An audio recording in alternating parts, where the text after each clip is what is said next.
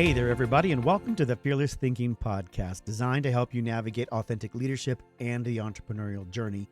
I'm your host, Michael Devous, and these are my thoughts, lessons, and insights from my entrepreneurial journey into coaching, workshops, motivational speaking, and of course, what I picked up from interviews with inspiring leaders and entrepreneurs along the way.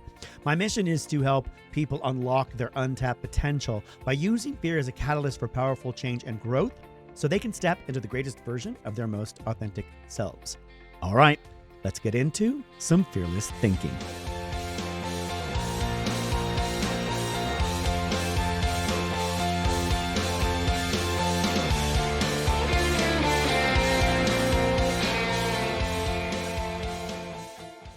Hey there, fearless thinkers. Welcome back to another episode of the Fearless Thinking Podcast. I'm your host, Michael Devous, here on the Ascend Hub. I'll get it right there. This month, actually, we are exploring and we will continue to explore AI and its impact on industries and our economy, and of course, all of the entrepreneurial endeavors that we seek to, create in terms of solopreneurs, entrepreneurs, building businesses, building content, building products and services. From here on forward, there is not a thing that will be created that isn't influenced by AI. And it's just going to be so fascinating. I'm obsessed with it. I'm fascinated by it. I use a lot of different ones where I'm testing things out a lot. I wish there was more time. I wish I could have, 2 days, 3 days a week to just dedicate to playing in that sandbox. And I would, because I think it's super fascinating to discover what I can do with AI. Not what AI does, but what I can do with AI. And that is, I think, one of the key areas. If you shift your mindset around it and you're not being fearful about its impact or what it might do, whatever, it's what you can do. It's the potential you have to grow and do and be and create and think further than you were before. And that's what it does for me. Like, I have an idea and then I brainstorm with AI and then I try to play around with it and then it takes me to the next level. And then I go, aha, I think I can do X, Y, and Z. Let's explore this pathway. And then it comes up with additional suggestions and things. And before you know it, I have gone as far as I would have gone if I had thought about this, written it down, journaled about it for 6 months, 3 to 6 months. And I did that in the span of 20 minutes. Now that does, can lead you to going down rabbit holes and things like that if you're not careful, but I'm very excited about it. So anyway, today's episode, the rise of AI generated content and its impact on marketing. Now, you can't be out there and not be aware that marketing and content are being impacted by AI, have been impacted by AI since the beginning of last year easily. Excuse me. There isn't a single part of the marketing, social media, and content landscape that isn't currently being painted with a wide brush of AI. A brilliant quote: AI can generate content, but only you can create connection. I think that's important, the human connection in all of this. I think it's good that we constantly remind ourselves, you can have a supercharged boat that can do a lot of different things, but it's you driving it. If we're not in that sandbox, if we're not at the helm, if we're not at the wheel of this particular future building concept, software, whatever with AI, it's our fault if it runs amok. It's our fault if it goes off the rails. We have to be there constantly working with it, constantly ingesting it with our ideas, our thoughts, our directives, our imperatives, our ethics and our philosophies and well, I forgot the other word from ethics. Morals. Thank you. I know that it can't necessarily understand morals, but it can begin to grasp the preferences that we have for the way that we want things done. So I love that, I wrote this outline in this script. I did use AI, of course. I had some frameworks and some ideas about how I wanted to do it. Mainly because I'm trying to get my AI certification, which sadly, I have been interrupted every single weekend dealing with my website. And I'm trying to use AI to help me get this situation with my website fixed, and get it moved and consolidated under one roof, if you will, and it's been a beast. Um, but anyway, so this says, imagine this by 2025 and imagine this by 2025. It's already 2025, and I love that it thinks that 2025 is literally out there in the future. It sounds futuristic. Think about 2025. If as old as I am, 2025 felt like, I don't know, like some future film. Like it was never gonna get here, and here we are in 2025. Over 50% of all marketing content will now be generated by AI. But here's the catch, right? Content is only as good as the connection that it creates. I'm going to reiterate that for you. Content is only as good as the connection that it creates. Today, we're going to explore how to use AI as an enhancer, not a replacement, and why authenticity is still king in the marketplace and in marketing. Um, Again, as I said before, it's you at the helm, it's you at the wheel. Content is only as good as the connection it creates. And one of the things that we've been saying is good data in, good data out.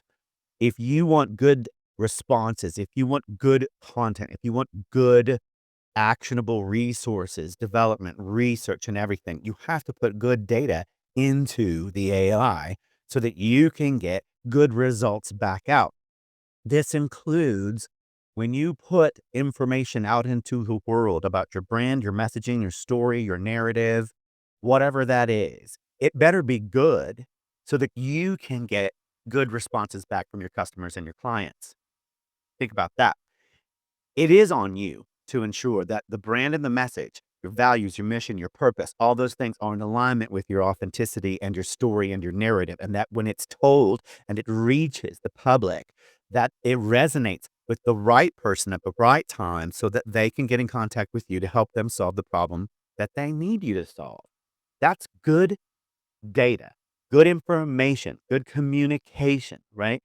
That all plays part in AI and marketing. It all plays a part in ensuring that content is only as good as the connection that it creates, right? So, Joe Polizzi, the founder of Content Marketing Institute, if you're not familiar, has a quote. It says, people come for information, but they stay for community. And if AI helps you create more content, great. That's beautiful. But do not forget that the real magic happens in how that content builds relationships or community, right?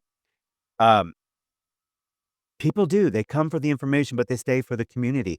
They want to get connected to the information that's going to help them solve a problem or achieve a better or scale, grow, right? Either in sales or what have you. But they stay with you. They stay with what your services are because of community and connection.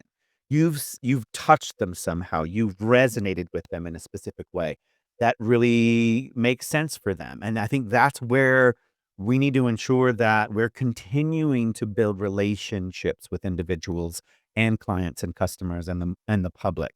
That's an ongoing practice and that's an ongoing effort you have to make. AI can't do that for you. There's no way. So, first of all, let's look at tools, ethics, and of course, the new content landscape. Now, AI powered content tools, right, that are shaping marketing today, like, of course, ChatGPT and then Jasper AI or Claude.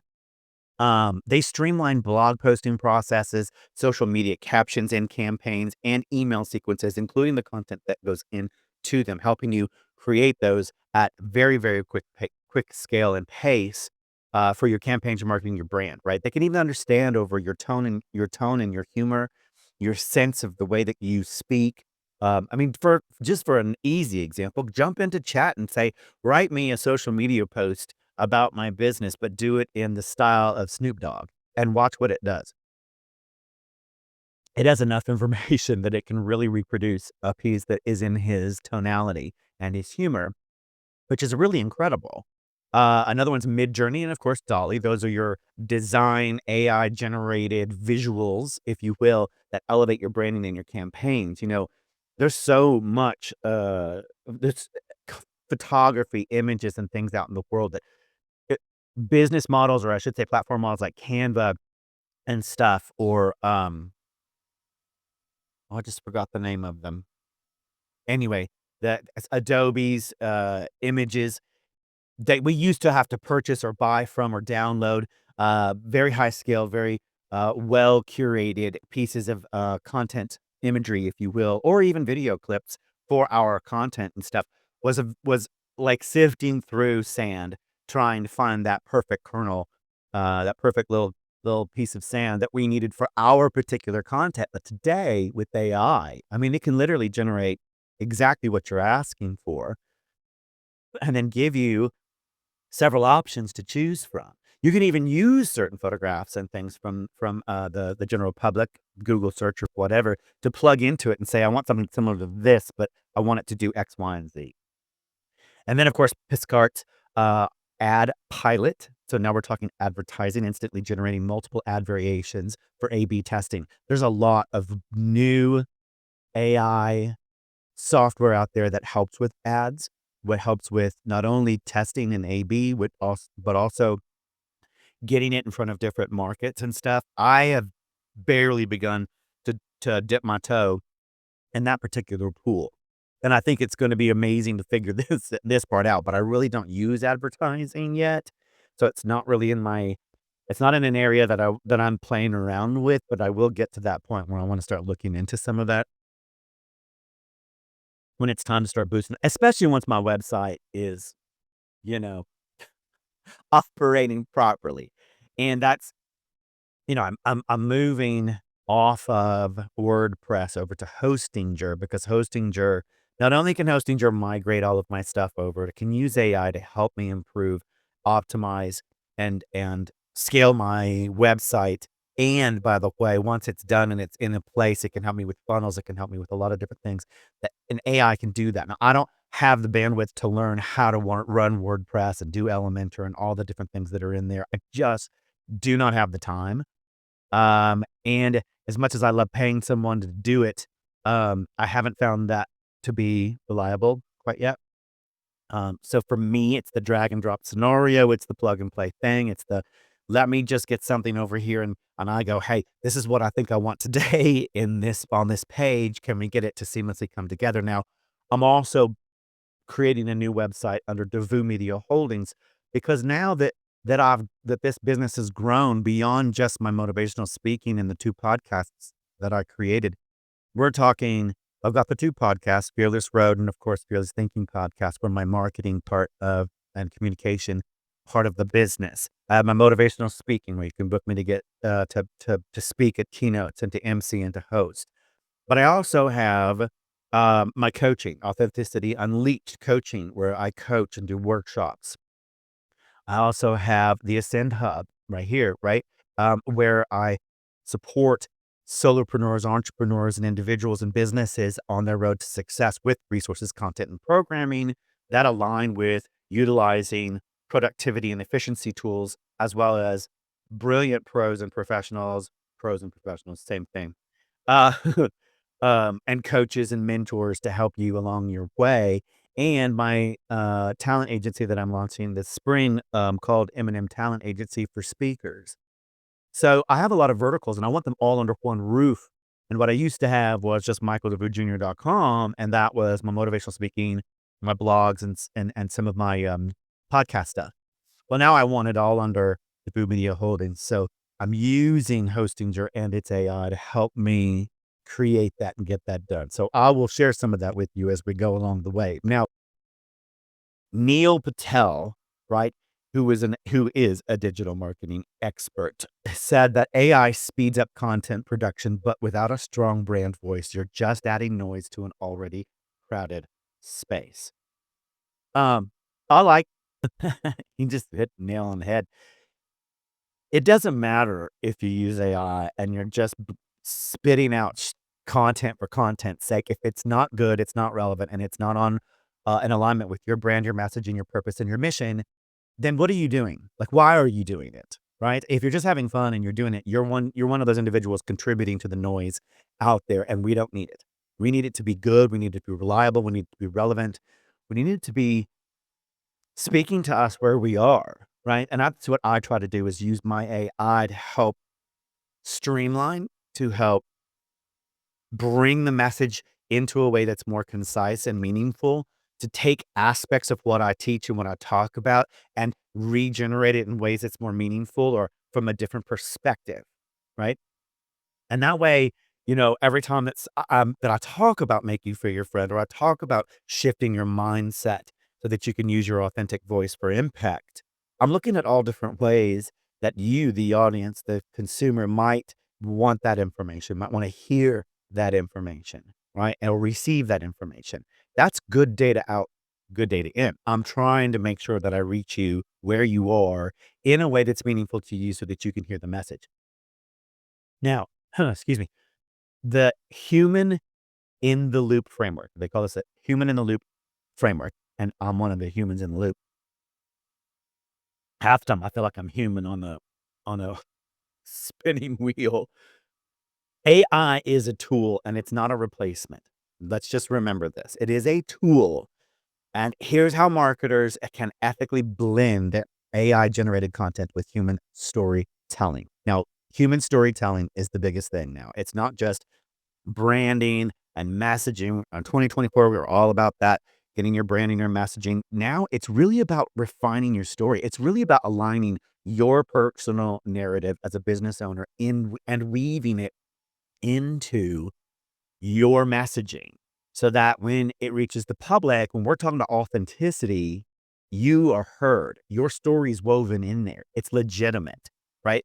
That's one of the things I help coach lots of executives in businesses. In fact, two of the mentees that I have in the Exponential Impact Survive and Thrive Mentor Program right now that I'm mentoring, I am working with them to help them with their messaging and their content, to help them with their story, right? Teaching them how to weave their personal story and journey into their brand so that when it reaches the public, it's aligned with who they are so that when they speak about it, it's natural. So that when they talk about it, it's genuine. I think that's important and then it's valuable.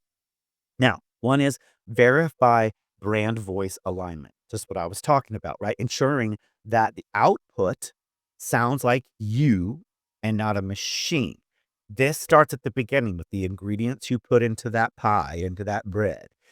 If you don't put the right ingredients in, you're not going to get the right outcome. It's plain and simple. I mean, I know it sounds simple, but gosh, like, you gotta know what your story is because you have to be able to stick to it, and the best one you can stick to is your own personal truth, and that's easy. It may not be easy for you to talk about because a lot of people get uncomfortable speaking about their own truth, but that's important that you know what it is and that it's woven in there naturally, so that when you get out there and you're telling everybody about who you are, what your brand is, what your services and products are, your voice is aligned and it sounds like you and not a machine.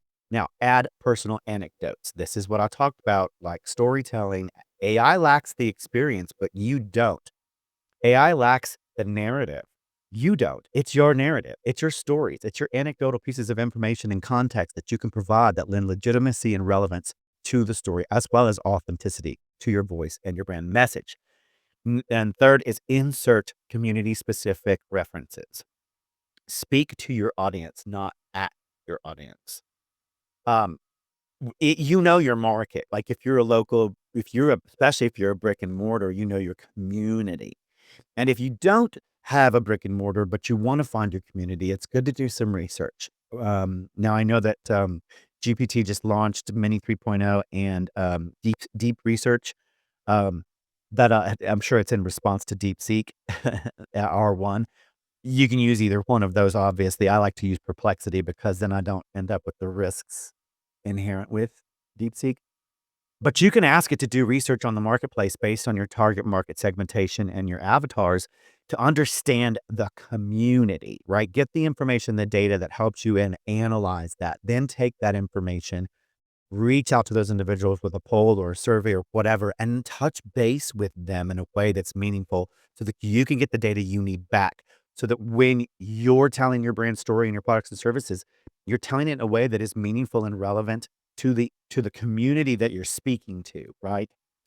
A case study, for instance, Hook Agency's viral AI campaign. Hook Agency used Midjourney to create a viral real estate ad. And a secret here was that they added human storytelling elements in the captions, turning a simple AI generated image into a conversation starter. And this boosted their engagement by 300%. So this is getting creative with AI. This is knowing you've got the good ingredients and the things at the forefront, asking it to create something around those ingredients, then taking those ingredients and then stirring them up and turning them into meaningful storytelling while asking AI to figure out ways to boost the engagement with the final product, right? You did the work, you putting it in there, it's aligned with your brand and your message and your authenticity. But then you're saying, hey, if we get this out there, how can we boost our engagement around this particular post? And AI can help with many different suggestions on ways you can do that, other than, of course, paying for ads. Now the listener challenge. Um, I want you guys to use an AI tool today, but I want you to edit the output with a personal story before you post it. So I want you to find some way to weave in a personal story that you have or an experience that you have into the post that's meaningful, right? Try a couple different things. Now, the authenticity formula, how to stand out in an AI era. Now, we talked a little bit about that earlier about aligning your story and your narrative and your brand. But one of these things called like the 3T content protocol, 3T content protocol, how to make your content, how to make AI content your content. One is to train AI on your best performing content. Fine tuning AI with your unique tone and style using your past high engagement posts is one of the best ways you can help teach it. Now, I've taken mine and I've ingested it with my podcast transcripts, reports, journal writing, um, all the different things that I've done and meeting notes and things like that where I've spoken a lot in podcasts because I wanted to constantly understand my tone and my voice. So I'm always ingesting more of my stuff into that specific thread, channel, or space so that it understands what I want when I say I'm looking for a social media post on X, Y, and Z. It knows that it's about my motivational speaking of making feel your friend in my tone and in my voice. Then, if I've got a particular post that did really well, right? Then I'd go take that post, put it back in, and say, hey, this got 1,387 views this week. Um, this was pretty good. Let's take a look at why, right? Two is tweaking your outputs with emotional triggers, adding personality, emotion, and depth. AI cannot replicate this, right? This is taking your output, your social media post or whatever, and adding a little piece of your own sense of humor, a little emotional trigger or moment, something in there that you put that's your personal emotion on it, put your little spin on it that AI really can't do. Now, it might take some practice to figure out what those kind of things are, but the more you do it, the more you engage with your own content in that way, the better it's going to be. Three is test across three audience segments, right? Refine and personalize your messaging for different customer personas. This is what I was talking about earlier about using AI to examine your target market and your clients and customers. I think if you can figure out a way to break that up into three different audience segments by refining the message that's targeted towards that specific segment and then sending that out and testing and seeing what kind of response you get back, I think that's super helpful because obviously it'll narrow down the best performing posts that you have, but it also will give you feedback on your audience. Rand Fishkin of Spark Toro, if you know him, said that AI doesn't replace creativity, it reveals who is actually creative. If you're just copy pasting AI content, you're doing it wrong. Um, I think that's really cool. It doesn't replace creativity, it reveals who's actually creative. I think it ramps us up. It puts us on I don't wanna say it speeds us up specifically, while it does provide, greater productivity and efficiency so we can go faster. We can get, or I should say, we can get our results quicker. Um, it doesn't necessarily speed us up as creatives. It just allows us to take an idea quicker to activation, and execution, so that we can then begin the tweaking process, so that we can then go back and look at what we've created and say, "Oh, you know what? You could do X, Y, and Z." It's all those inputs that I have personally from a creative standpoint that it gets and it does, and then I tweak it. It gets it, it does, and I go, "Ah, but we wanna move in this direction. That's not quite right because this is how I talk. This is my voice. This is my message. This was my experience. I wanna make sure that that's woven in there clearly, right? In fact, I was recently trying to redo my moniker, my tagline, and my, the things under my name, and one of the things I was told for a couple of webinars or roundtables that I've attended was that putting coach or consultant in your name, it's overblown, overdone, and they're saying, "You gotta find a new way to create and talk about who you are and what you do." And I've been playing around with it, like fearless mindset alchemist, narrative, brand narrative storyteller, or architect.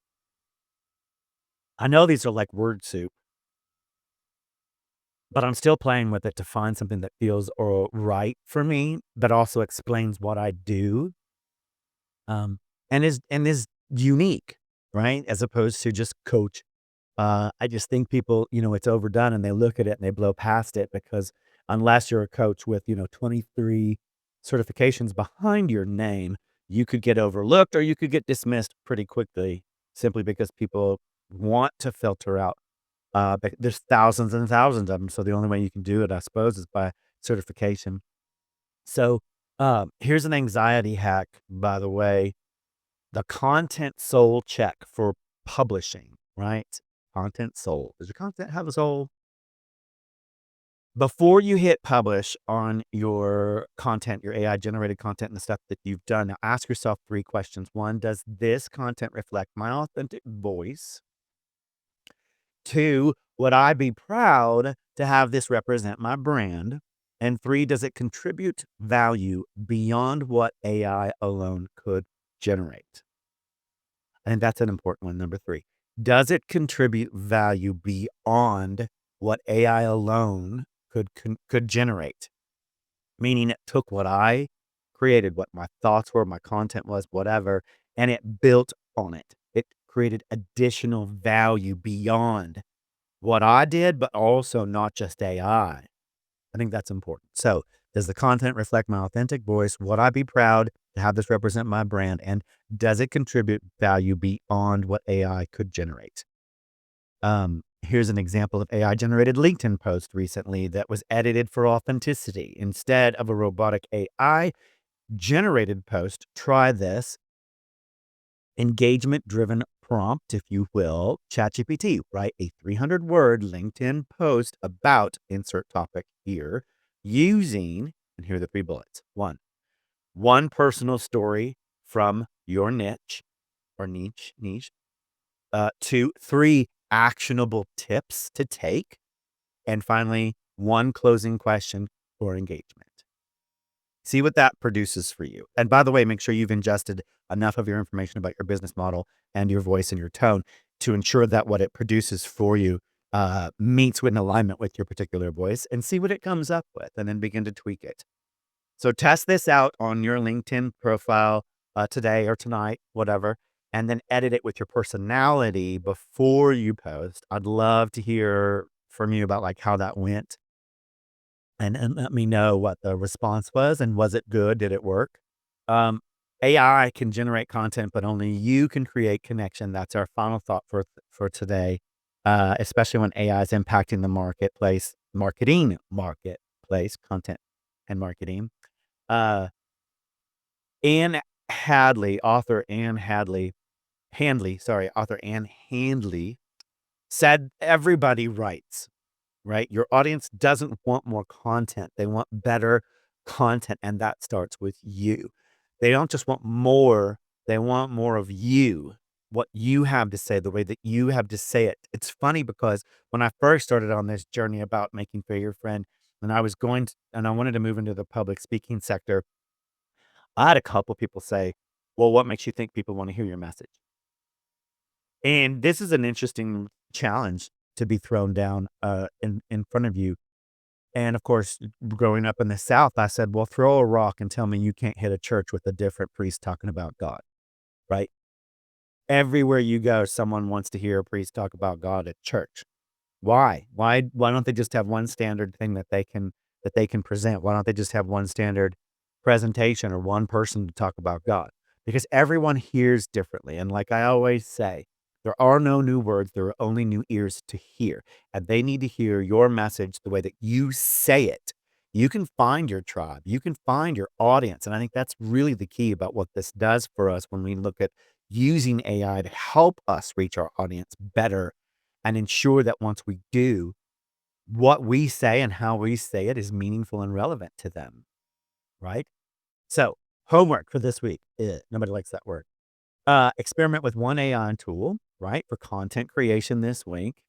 Edit the output using the 3T content protocol of train, tweak, and test, right?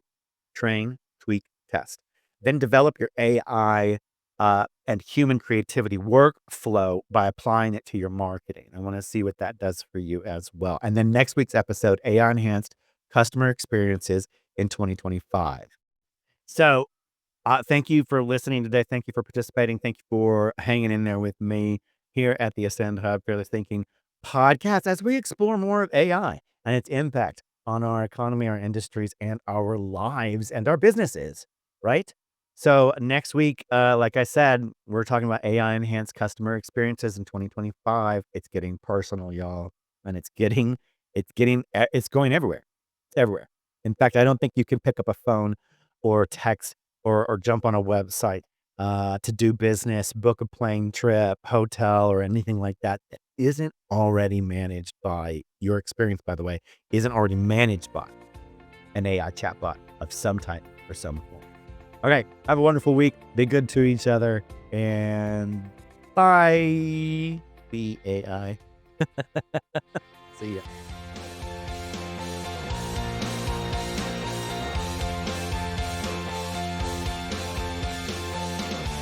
This has been a Fearless Fraud Network production, brought to you by Kazoo Media Holdings, LLC.